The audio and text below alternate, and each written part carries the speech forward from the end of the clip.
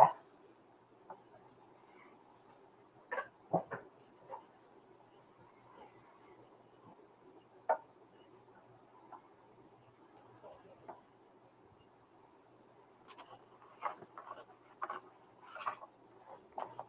No.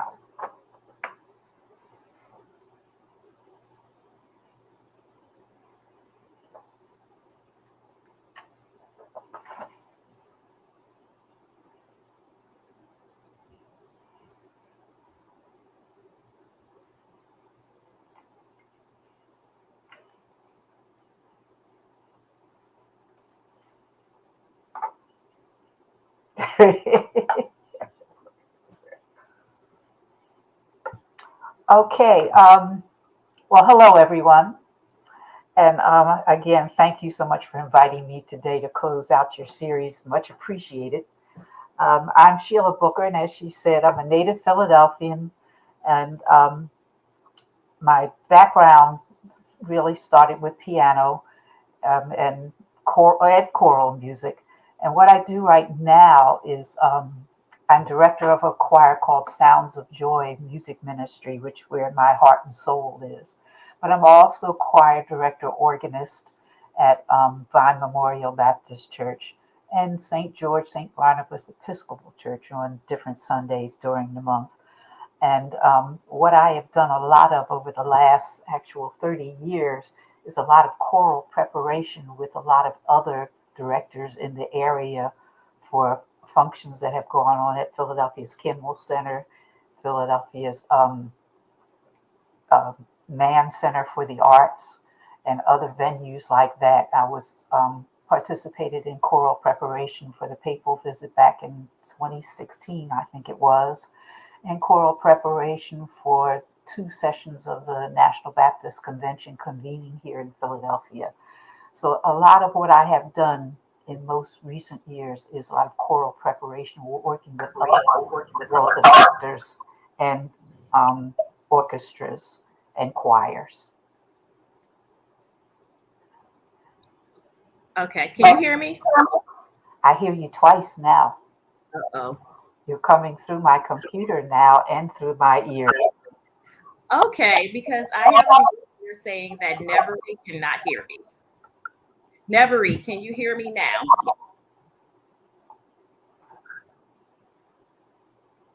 Please type away.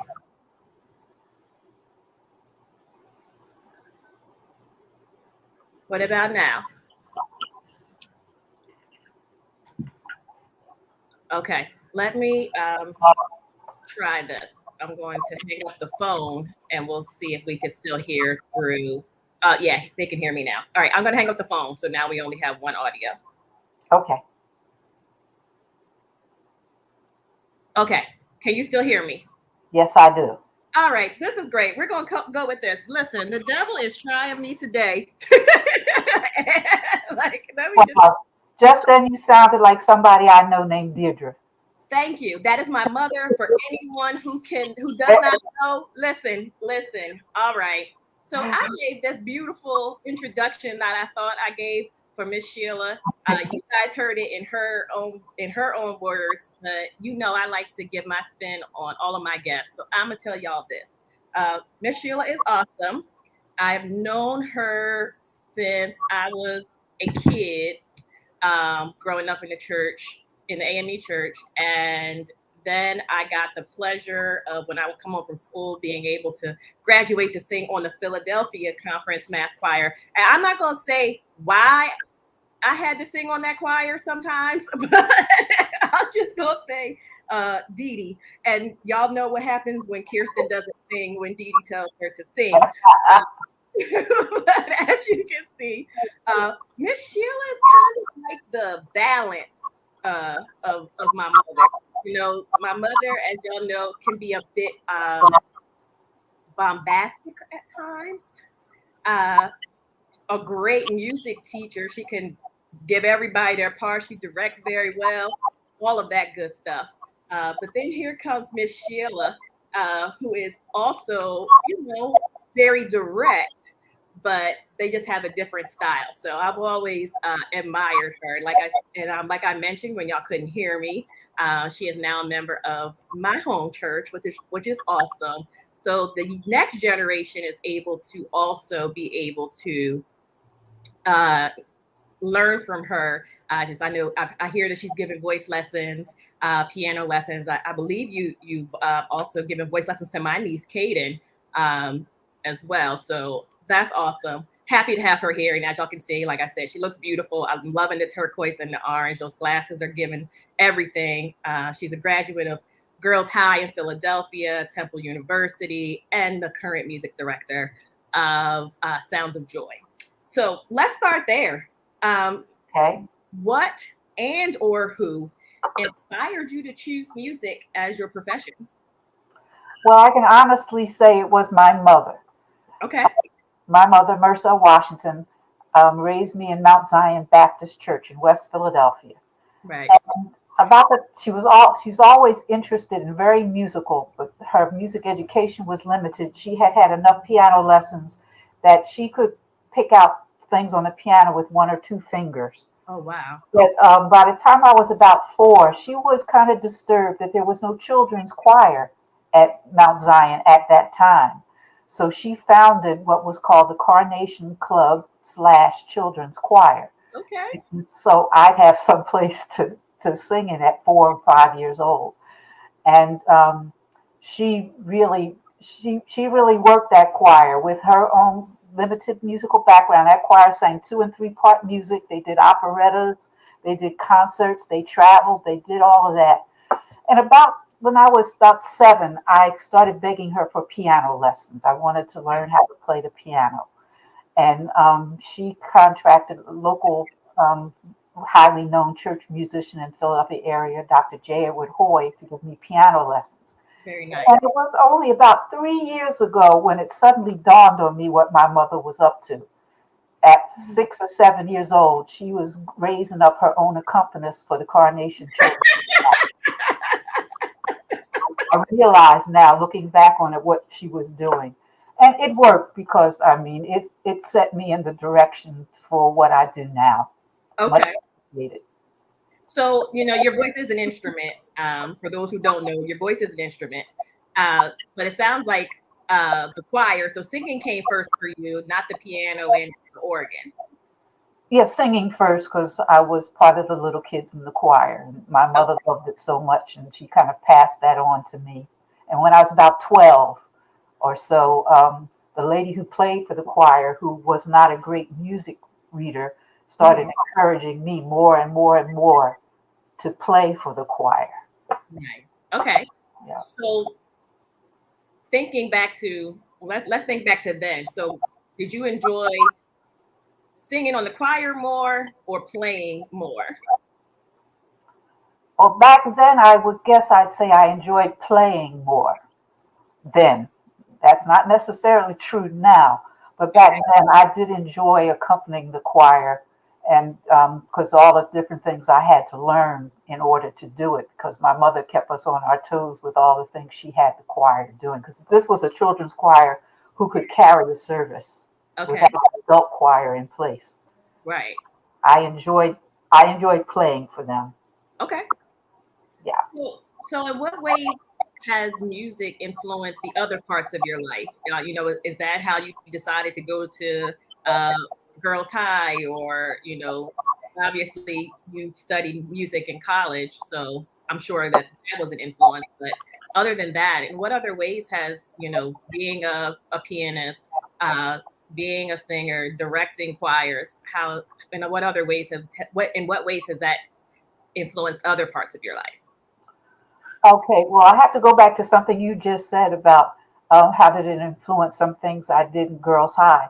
I Oh, always tell people Girls High is a special admission school and all of that, hoity-toity stuff. But the mhm, reason I went there when I was in 7th grade, I heard them in what was called at the time Philadelphia Schools on Parade, which was a big musical program for okay. all the schools in the city. And I was in what they call middle school now. And I heard Girls High choir called Treble Clef because it's all female voices. I heard them sing. And I decided then that I wanted to go to that school to get in that choir. Okay. Now, if I hadn't gotten in the choir after I got there, I don't know what I would have done, but that's what set that part in motion. Uh, Gotcha. how does it affect all my life? Well, I must say that most of my life is about musical things, Hmm. but it affected my family life and all because I had a pastor husband and three children that almost everything I did was around the music thing. It takes a lot of time, rehearsal times in the evening, performance times, concert services. So anything I did was always kind of built around that. And fortunately or unfortunately, my children kind of had to adjust to it. So I mean, they were often in tow when they were small with things that I did. They were often there, enjoying or not enjoying, as the case may be, And what I was doing.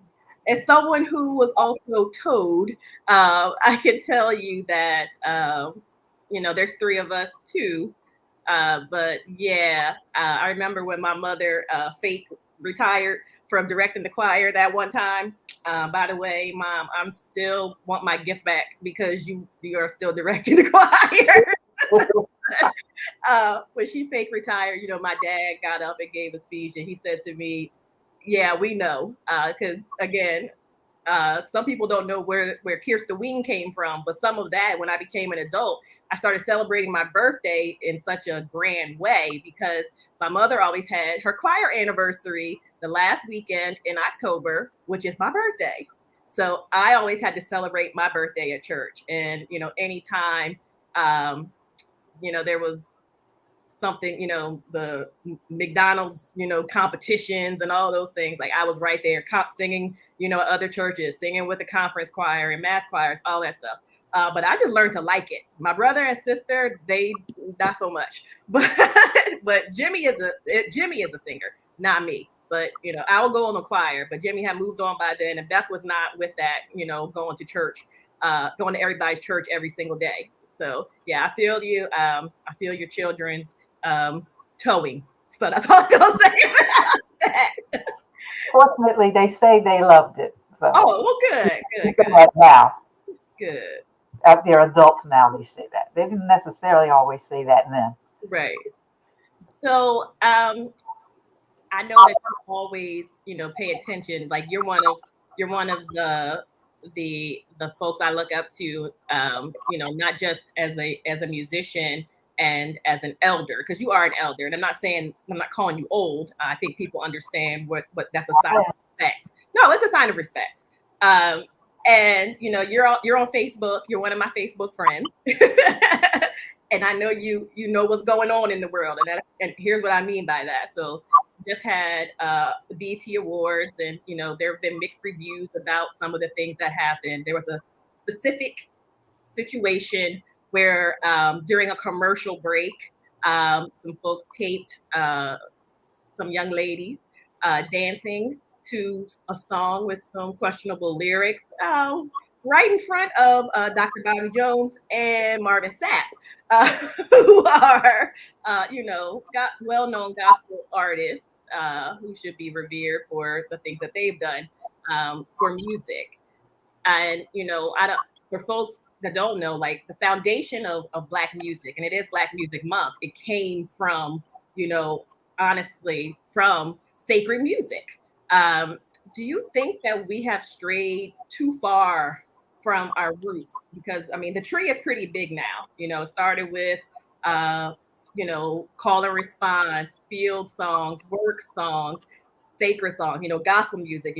Fast forward to when I was impressionable. And people were saying, even have Kirk Franklin saying on the album, people think gospel music has gone too far.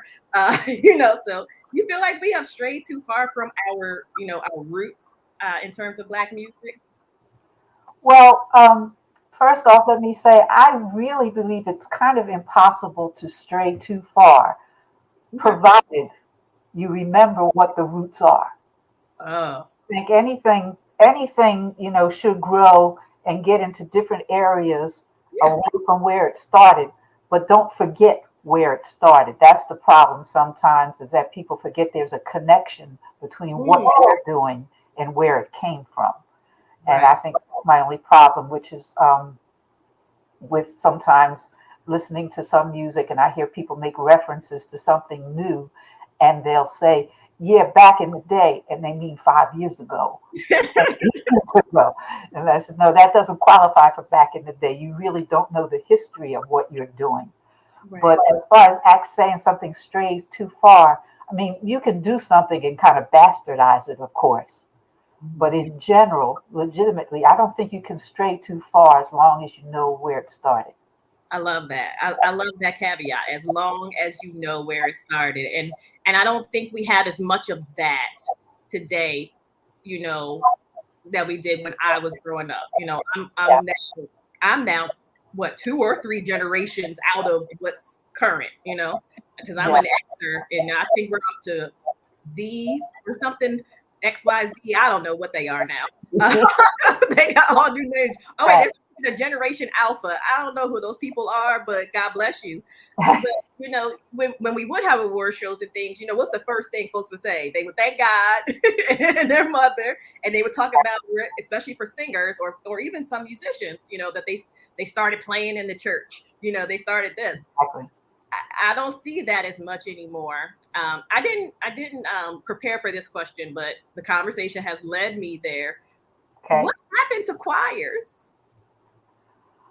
Well, that's interesting. First off, you have to define choir, because there's all different kinds of choirs in churches. Because in our churches, we tend to divide our choirs by what music they sing. Mm-hmm. Not all churches, because there are some churches that have choirs who sing everything, which is what I really like. Yeah. But what's happening? Well, praise and worship has kind of come in and trampled on the choir a little bit. That's what I mean. I when I say choir, I don't mean like your chant some choir or your older folks, your youth choir, your mass choir, which is all the choirs coming together, the choir that only sings hymns, you know, the choir that sings more contemporary songs, the choir that sings you know, I'm talking about like the difference between, it's like it seems like there's more praise teams. So four people, 4, 5, 6, 7 people standing up there with individual microphones just singing, and everybody else just kind of like, we don't even know these songs, to be honest. Like, we don't know these songs. So there's no audience participation. There's none of that. So that's what I meant when I said choir, like the elevation of the praise team over, you know, a group of people singing in harmony. No pun intended. Well, a lot of times there's a difference in the people who are coming in to lead music in our churches. A lot of times we don't have people who are competent to pull a choir together or to lead a choir. Gotcha. And some people have, I think, a misconception of what praise and worship is supposed to do. And praise and worship should not take place of the choir, but in some places it does. There's the problem sometimes when you say, and we don't even know the words to the song. Sometimes praise and worship becomes kind of a performance platform. Yeah. People, rather than, you know, performance just me to you, rather than me up to you. Yeah. You know, God is, and I don't think it's not intentional, but I think it has become more of a performance platform. And then in choirs, sometimes it takes a lot of discipline for the person leading the choir and for the people who want to be in the choir. And sometimes our society nowadays, with things, we want it fast, we have no patience for waiting. Sometimes the work it takes to pull choirs together is not what some people want to do. Yeah. I didn't think about it that way. It is very, especially adults, it's difficult to get adults on one accord and be able to do a lot of things. But I am team bring back the choir. Bring back the choir. I'm not going to be on it, but bring it back, and I will sit in the audience and I will enjoy it. Sorry. So we talked about you being a church musician, but you do other things too, because you have a more of a community-based choir. Can you tell us a little bit about Sounds of Joy and where that came from? Okay, Sounds of Joy, a music ministry, is a choir made up of people from various churches from Philadelphia, New Jersey, Delaware, Yeah. who come together to sing music, primarily music written or arranged by African Americans. We Okay. include some music that's just popular or have traditionally been popular in Black church, even if it wasn't written by African Americans, just because it's been used so much. But Right. that is our primary goal. And to sing music that is not music you necessarily hear recorded on the radio. Okay. It's music that's something that you may only hear us sing it or somebody else over in Chicago sing it or whatever. But we're not looking to be, the top 40 hit type group. And we sing a mixture. We sing light gospel. We sing anthems written by African Americans, which usually means they're usually written in the 20th, no earlier than the 20th century, and some in this century, and hymn arrangements. We try to sing a variety of music within the parameters of what we do. Yeah. And we're about 25 people, 25 wonderful singers. Not putting any church choir down because I got a church choir, so I can't be. But the fact that these people have made an extra effort above and beyond their church choirs or wherever else they sing to be part of this group. And what I'm very proud of is that we're preparing in October to go to Ireland. Oh wow. Yes, we're going to be a featured choir in a gospel music festival in Ireland. And sometimes when people in other countries say gospel music, they don't necessarily mean what we think of when we Okay. say gospel. They think of any music that's sacred that may or may not have a driving beat to it. Okay. Gospel music, so we fit into the category for that. So we're really excited about that. No, that is exciting, and I hope that you will go live or something, or you'll take us on the trip with you so that we can see I'll uh, look to all that. the awesome things you're doing there. Do you know any of the other groups that are going to be there as well? The only one I know is the ones who have invited us, which is Okay. Castle Bar Gospel Choir, Castle Bar, Ireland. Oh, wow. And I met them initially during a workshop with them that I did with Richard Norris Hey, Richard. years ago. Yeah. Yeah. Hey, Richard. Rest in peace to Bishop Norris. I watched the service on Saturday, so I saw you directing. And I was like, oh, there's Miss Sheila. Back. Yes, back at St. Matthew's. Yes, absolutely. Um, wow, that is awesome. You do a lot of conferences too. You were just at Hampton not too long. Yeah. For about a zillion years. Well, I've been going since 1980, I think it was. Okay. Been on the staff most of those years. I've done some workshop presentations, like I did introduction to sight reading, Hmm. their voice for the choir member. But for the last maybe 20 years, I have been what they call section rehearsal coordinator, which means that during the week we break up into sections, tenor, alto, bass, each Hmm. doing their own thing. And my job is to, in the whole rehearsal, to listen to and know what it is we need to go over separately, Mm. and to communicate that to the alto section leader, the bass section leader, so that when we come back together, we have covered the things that the director needs for us to have covered to be ready to sing. I love how you just called out the altos not ever knowing their part. I didn't say that. To tell the truth, I have to say this about altos. Altos, you can wake an alto up out of a deep sleep and she will harmonize. Okay. Oh, Tenors, not so man. much.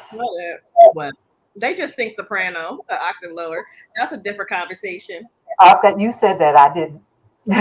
Well, listen, that's for certain friends that I'm sure are watching who are adamant that they are the best section when we all know that the soprano section is the best section. The end. That's all. You, Um, you know how you spelled soprano? yeah. Diva. Diva. My peeps, what can I say? Okay.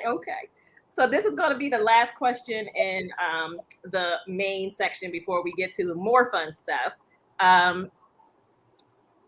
What do you think is the biggest misconception about being a church musician?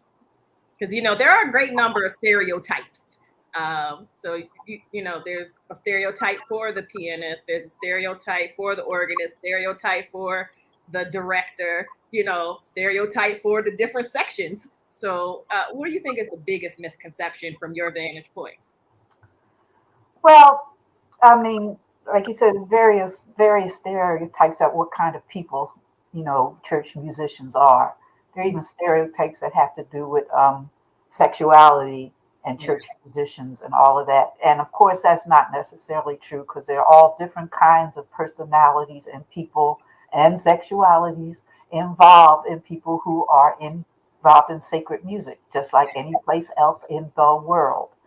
So, but very often people assume that the person in church music doesn't necessarily know as much about music as the person who's involved in secular music, as in education, maybe, school choir directors, school band leaders, school music theory teachers. A lot of times they think of church musicians as not quite being up to that level, which is often very untrue. There are many, many, many church musicians who have studied, who have backgrounds, who have degrees, who teach in other areas and have just as much expertise as people outside of church music. I love that. I love that. So it's now time for the rapid fire questions. This is Trap Chat Live, so we do like to keep it career oriented as best we can, regardless of the topic. What is the best piece of career advice you never took or that you took later in life? Well, I think I can go for the one that I took later in life. There was something I used to do when I was younger. Before I was actually the choir director or choral conductor, I was singer in church choir. Mm-hmm. And I had a habit, like a lot of people, of showing up when I got there. Oh. You know what I mean? I'm the first chair soprano, they ain't gonna sing till I got there. Really bad way to think. But I had a habit of coming into the church sometimes just about the time the organist was starting the procession. I'd walk in the back door of the church and an usher would help take off my coat and throw my robe on so I could step out first in line down the aisle. And I tell that story all the time in workshops when I'm talking to people about the importance about being on time and being prepared for worship. The idea that we just run into worship and we just kind of, it just kind of falls into place when we get there. It's not how it should be. Right. We need to come on time. We need to be prepared. I always have people come in for worship or concerts. Show up at least 45 minutes ahead of time, whether you're asked to or not, so that you have time to center yourself. You have time to warm up if needed. You have time to know what's on the agenda for that morning service or concert, I mean. So the advice is be on time. Be on time. I love it. Who's your favorite musician? Or do you have one? That's really hard. I have so many. There are so many people whose gifts and talents I admire as musicians in different areas of music, even in different areas of sacred music. There are people that I admire to the hilt. But I guess if I had to name one, his name would be Roland M. Carter. Okay. I don't know if you know his name, but Roland Carter was at one time director of choral music at Hampton University. Okay. I first encountered him by being introduced to the Hampton Conference on staff, and that's where I met him. And do I have time to tell a quick story about him? No, I'm trying to be cognizant of your time because I had some technical difficulties. Oh, yeah. Please tell the story. Oh, but very quickly, Roland Carter is approximately 10 years older than I am, I think. And anyway, he applied for college. And one of the places he applied 4 years ago was the University of Tennessee at Chattanooga. They Okay. didn't take him at the time because they weren't interested in African American young men. I think he wanted to major in composition, I think. But Mm-hmm. anyway, he was not accepted. He went on later, he went up to Hampton and became very famous worldwide, took Hampton's choirs all over the world. He has arranged and written so many spirituals in particular, done great things. And then it came time for him to leave Hampton and move on to somewhere else. And a few years back, Roland Carter retired as director of choral music from the University of Tennessee at Chattanooga. I love it. I love That's it. story. Full circle. Yes. Full circle. Um, what's your favorite genre of music? I don't want to assume that is sacred music. What's my favorite genre? Hmm. It's interesting. Everybody always asks me what I'm listening to all the time because of what I do. But to tell the truth, what I listen to most of the time when I'm just on my own doing what I want to do is oldies, Yeah. 60s and 70s, and some 80s music. I'm an oldies freak. Okay. As far as in sacred music, my two favorite genres are African American spirituals, of course. I Yeah. love spirituals. And next would be what I call classical, the stuff I studied in school, Mozart, Beethoven, Okay. all of that. All right. Vocal music. Yeah. So let's go back to 60s. Uh, who whose concert were you trying to go to? The Temptations, the Four Tops. It's funny, back then, I wasn't listening to it. This is Oh, something I picked up in my old age. are I, you? I didn't go to those concerts much, not because I wasn't allowed to, I just didn't. But now when I'm listening to the radio, I mean, and I must admit, I'm listening to Three Dog Night. I'm listening to Buffalo Springfield. I'm listening to Diana Ross, Yeah. listening to Stevie Wonder. You know, I don't listen that much, except, well, I do listen to what I do, but I mean, it's just for leisure time. Oldies is it. So I'm the only person still who likes country music. Who likes what? Country music. Oh, you're allowed. My daughter likes country music, and I don't know where she got it from, but she does. Shout out to your daughter. Yeah, All right, Helen. Shout out to you. that's, that's right. Country music is good. I mean, that comes from us too. Yeah, well, all the music that calls itself American music, any music that labels itself American music, has African American roots, Yes. whether they want to admit it or not. Yes. Everything Yes. is American music. And I said what I meant, and I meant what I said. That the root of it is African American music. You get no disagreement from me. All right. What's your favorite song to play? To play, Yeah. and you know that playing is not my the thing I do best anymore. I mean, I do it well enough, of course, but not the best. But I think my favorite piece to play is the accompaniment to Jesu Joy of Man's Desiring. Oh my. You are I, I love that piece and I love to play it. okay. And what's your favorite song to sing? My favorite song to sing, uh,